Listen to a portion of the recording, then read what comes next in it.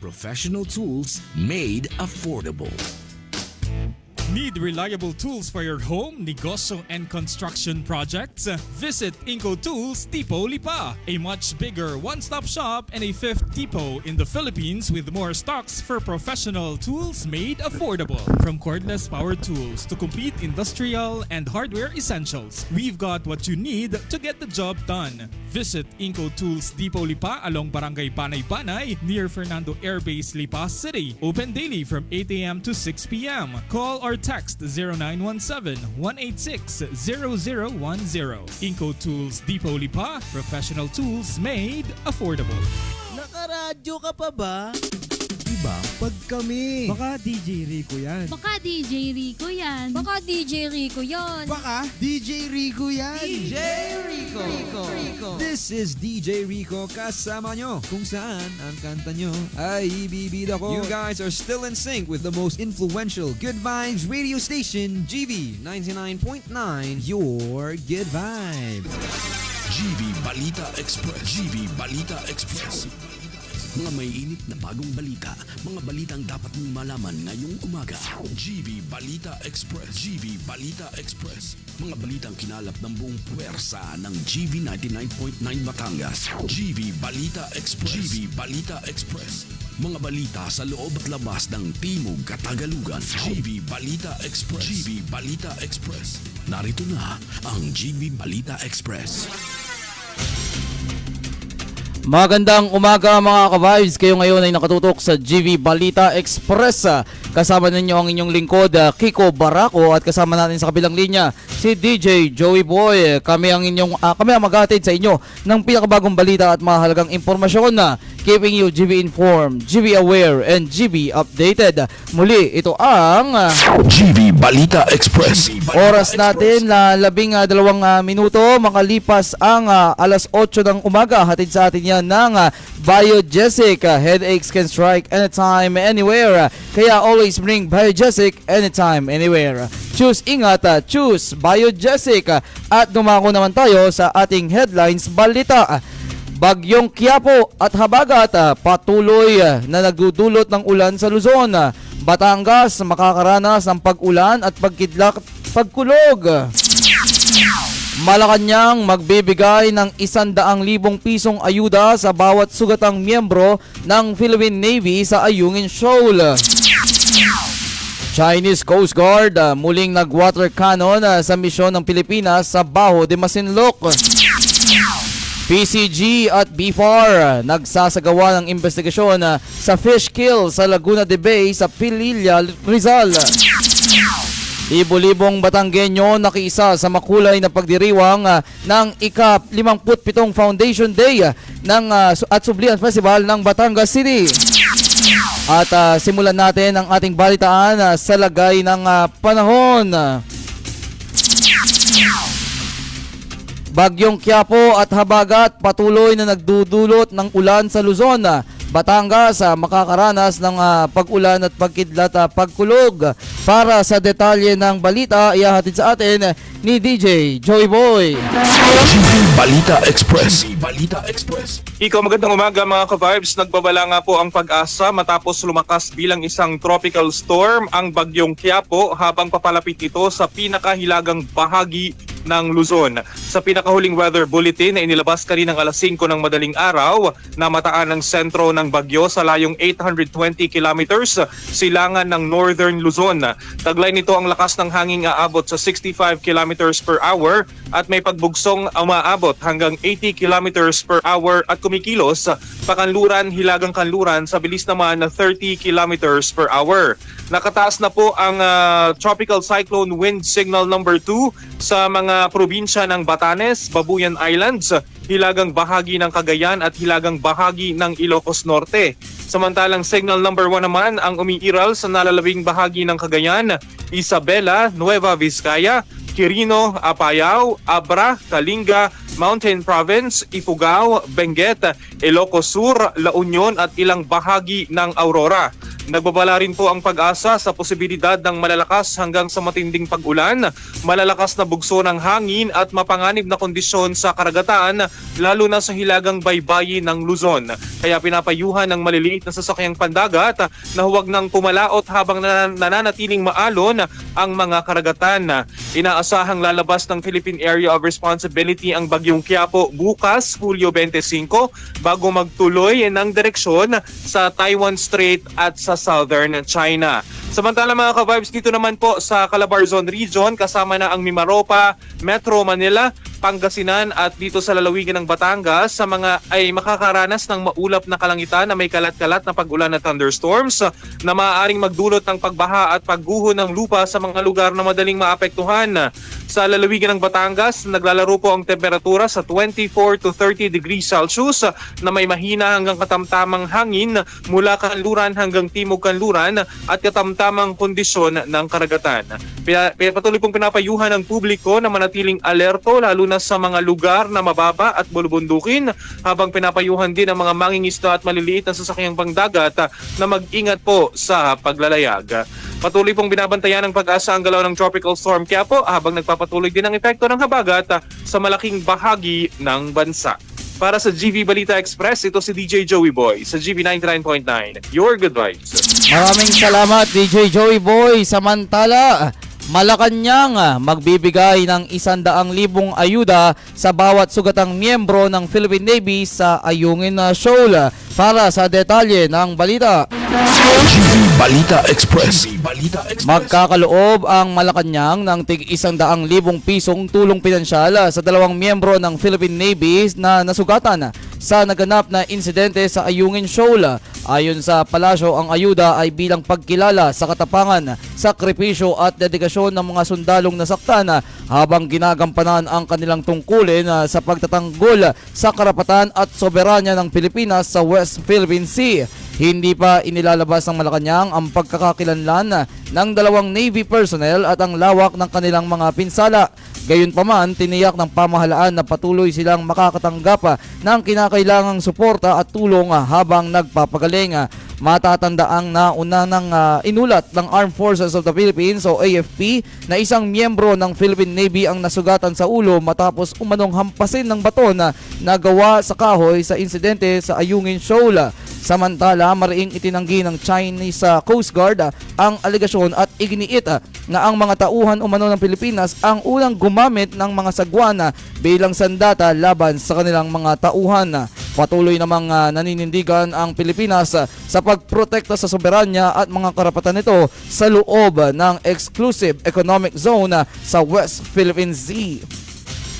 Para sa GV Balita Express, ito si Kiko Barako sa GV 99.9, Your Good Vibes.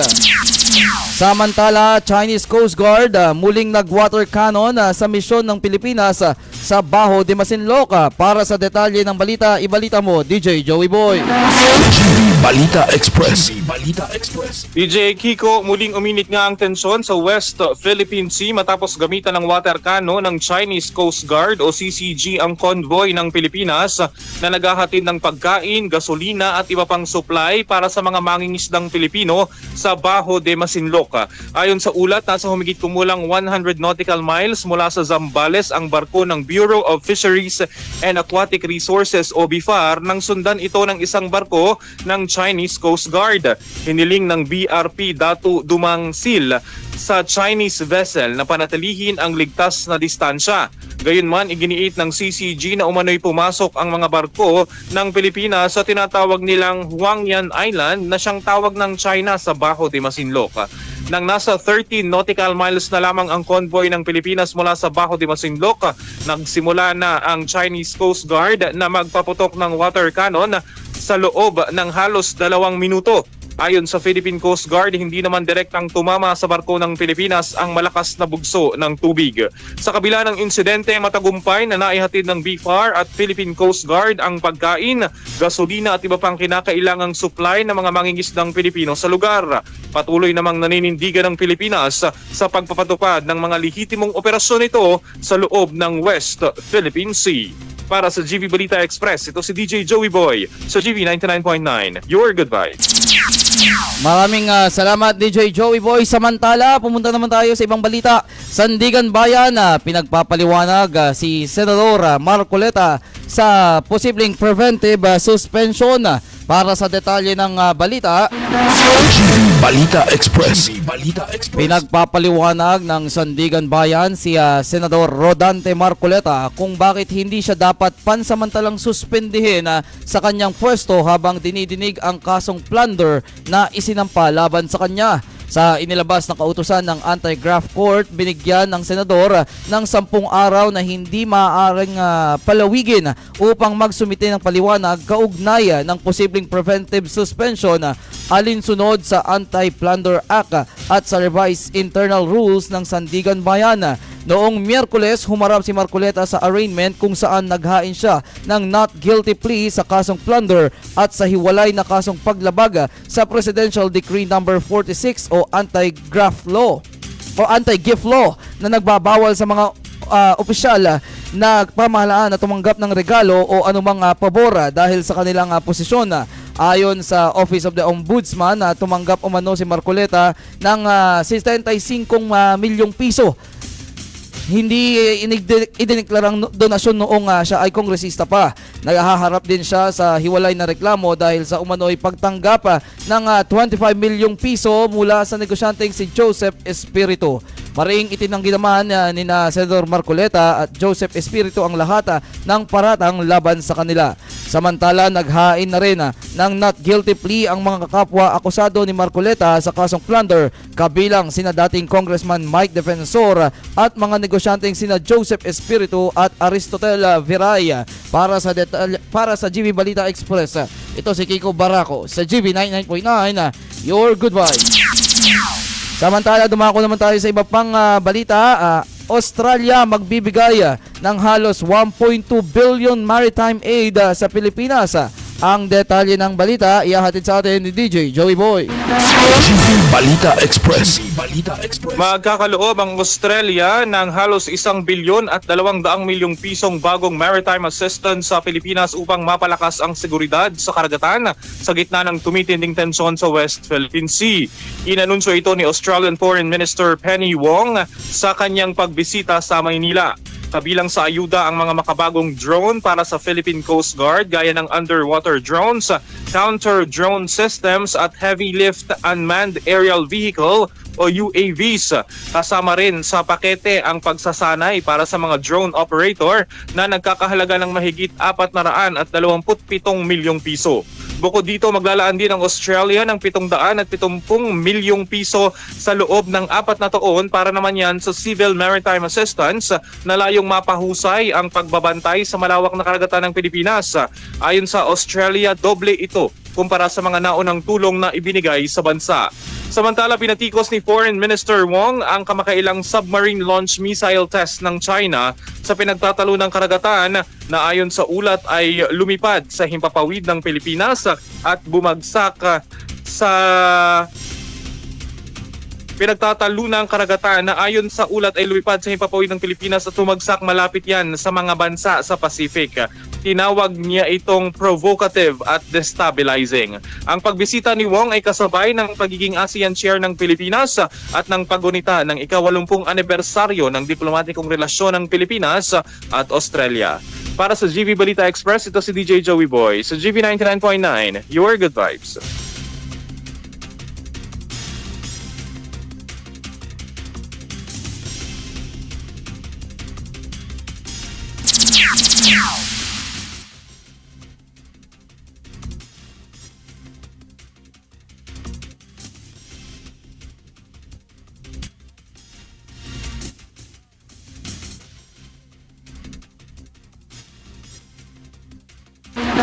GV Balita Express. GV Balita Express.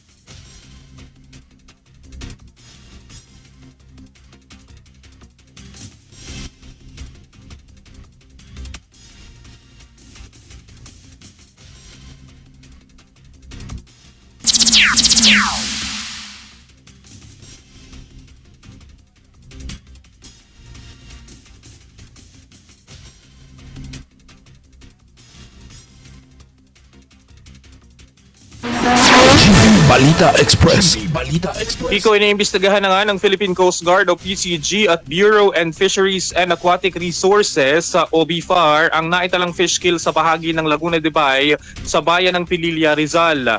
Batay sa paunang pagsusuri ng mga otoridad, posibleng sanhi ng insidente ng malawakang algal bloom o pagdami ng algae. Mataas na temperatura ng tubig at mababang antas ng dissolved oxygen na mahalaga sa kaligtasan ng mga isda.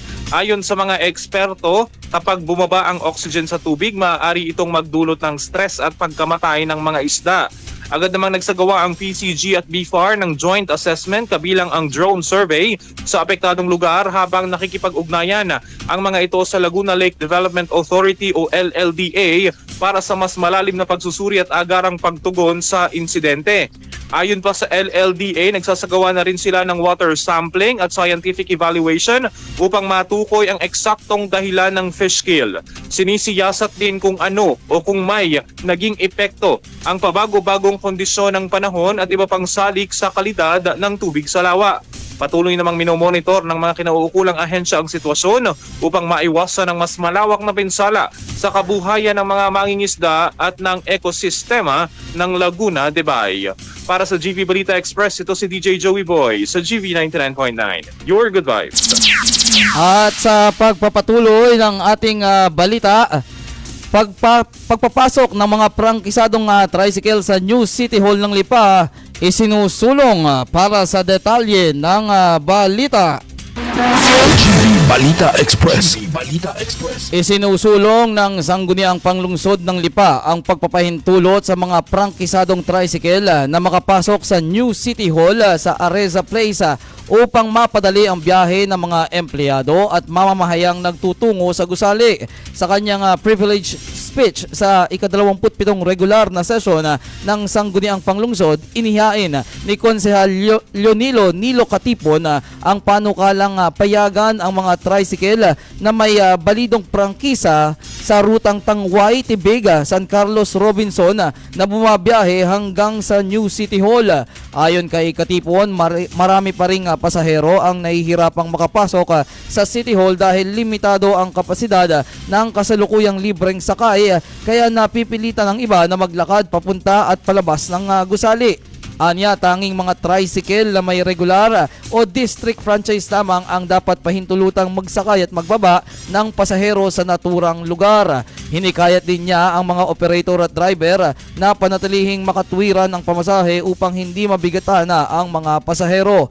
Kasabay nito, iminungkahi ang pagsasagawa ng pagdinig ng Committee on Traffic upang talakayin ang panukala at iba pang hakbang para mapabuti ang daloy ng trapiko sa lungsod. Samantala, binigyang pansin din ni Konsehal Aris Macala at Miguel Lina III ang mga reklamong may kaugnayan sa U-turn slot malapit sa itinatayong Department of Health Regional Office sa JP Laurel Highway. Inirekomenda nila ang muling pagsusuri sa traffic scheme at paglalagay ng karagdagang traffic signages upang maiwasan ang mga aksidente. Sa huli, inirefer ng Sangguniang Panglungsod ang lahat ng panukala sa Committee on Traffic para sa masusing pag-aaral at pagdinig. Para sa GV Balita Express, ito si Kiko Barako sa GV 99.9, Your Good Vibes. At ako naman tayo sa iba pang balita. Isa sa 2 batang tinangay ng baha sa Calamba, natagpuang patay. Kapatid, hinahanap pa. Sa detalye ng balita, DJ Joey Boy, ibalita mo. GV Balita Express. Balita Iko, sa lalawigan nga ng Laguna, natagpuan na ang bangkay ng isa sa 2 batang magkapatid na nawawala matapos tangayin ng baha ang kanilang bahay sa barangay Mapagong, Calamba City, Laguna. Ayon kay Barangay Chairman Jonah Bailon, bandang alas 4 ng hapon nitong Huwebes nang matagpuan ang 7 taong gulang na si Prince Gab Lumbria sa ilog ng San Cristobal. Nahukay ng isang bakho ang bangkay ng bata na nakabaon sa putik matapos ang ilang araw na paghahanap. Patuloy namang isinasagawa ng mga rescuers ang search and retrieval operation para sa kanyang 11 anyos na kapatid na si Algen Lumbria na hanggang sa ngayon ay hindi pa rin natatagpuan. Matatandaang rumagasa ang flash flood noong linggo kasunod ng halos 30 minutong malakas na pag-ulan na nagdulot ng pag-apaw ng ilog at pagtangay sa mga bahay na nakatayo sa gilid nito. Nauna namang nailigtas ang ina ng mga bata at ang kanilang 7 buwang gulang na kapatid. Ayon sa mga otoridad, umabot sa 130 pamilya ang naapektuhan ng flash flood at landslide. 6 na bahay ang tuluyang nawasak habang 22 pa ang nagtamo ng pinsala. Patuloy ang panawagan ng mga otoridad sa publiko na manatiling alerto at sumunod sa mga babala sa panahon upang maiwasan ang kaparehong trahedya. Para sa GB Balita Express, ito si DJ Joey Boy sa GB 99.9, Your Good Vibes. Samantala, punta naman tayo sa ating Good Vibes Balita.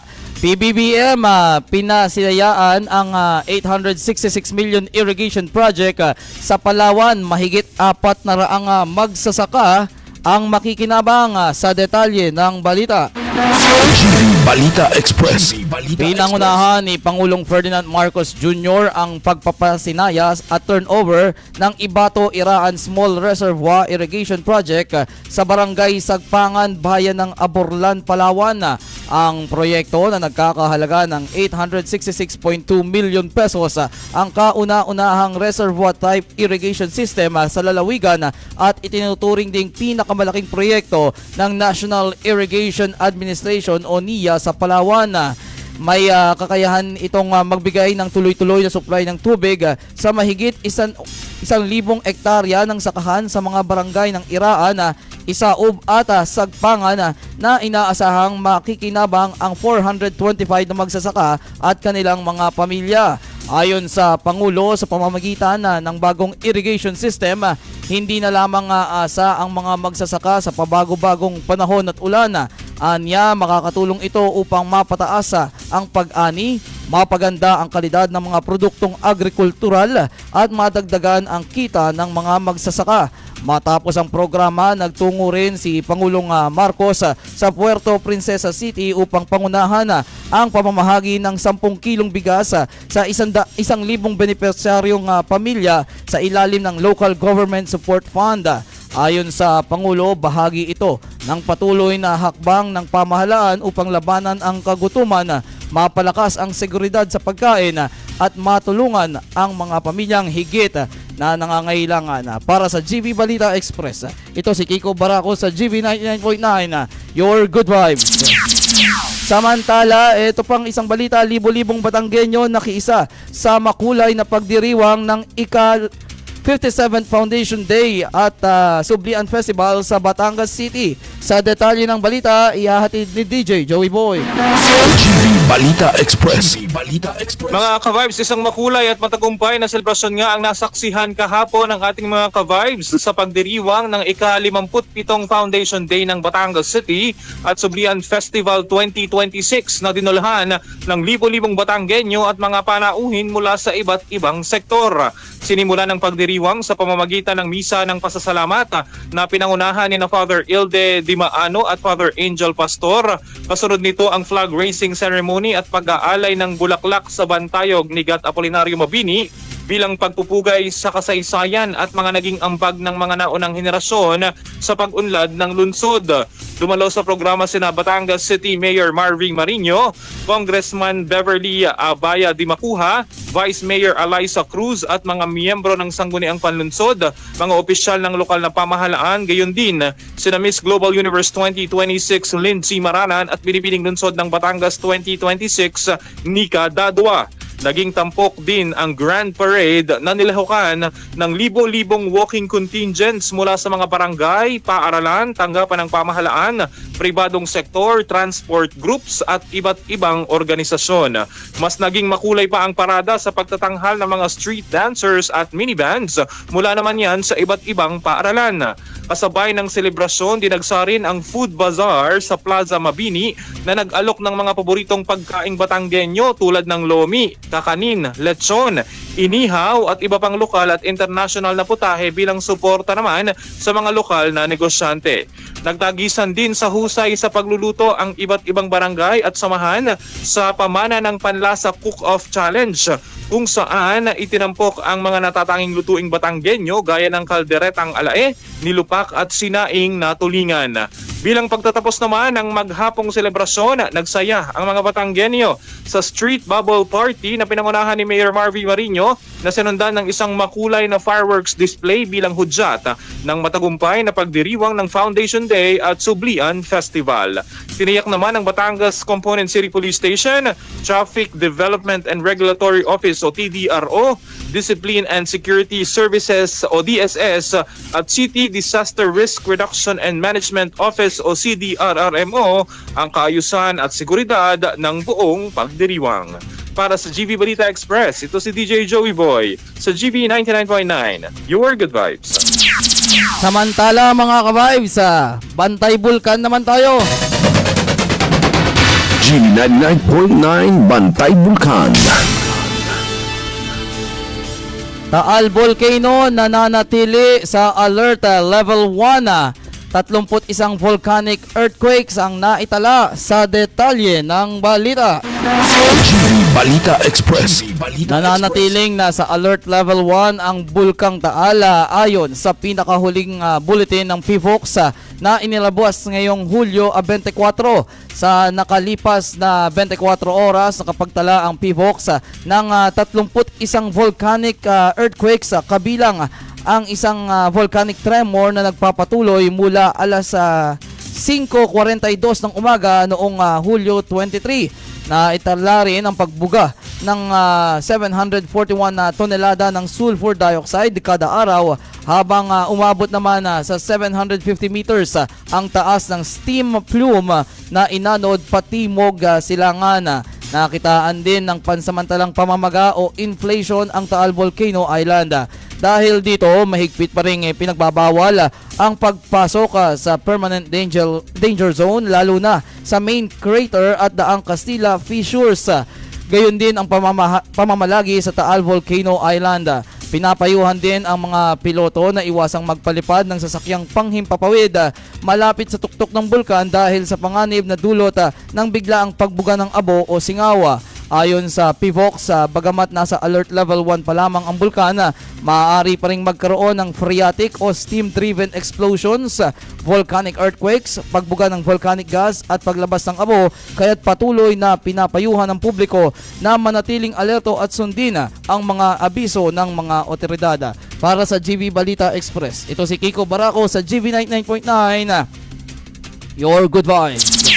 At yan ang kabuuan ng ating mga balita ngayong umaga. Hatid sa atin yan ng Neosep Z Plus Forte with Zinga. Pinalakas ang immunity para bilis galing ang sipon na simptoma. Nakasama ninyo ngayong umaga, keeping you GV informed, GV aware, and GV updated, Kiko Barako, at kasama natin sa kabilang linya si DJ Joey Boy. Magandang umaga at manatiling nakatutok dito sa GV 99.9, Your Good Vibes.